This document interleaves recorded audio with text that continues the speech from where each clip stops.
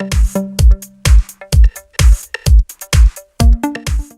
I have Motorola Moto Z2 Play, and let me show you how to use the battery saver on the following device. So at first let me show you how to quickly switch on battery saver. Let's use the upper bar twice and tap on battery icon.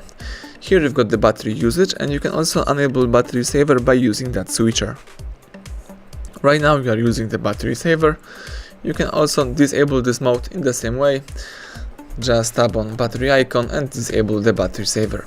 If you would like to find the battery saver in the settings, let's just open the settings. Under device tab, let's choose battery. Here you've got the battery information, and you may also tap on battery saver. So battery saver, in order to help improve the battery life, reduces device performance and limits vibrations, location services, and most background data.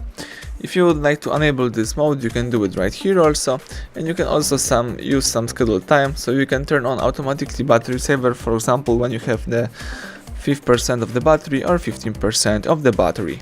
So that's it. Now you may go back and start using your device in a normal way.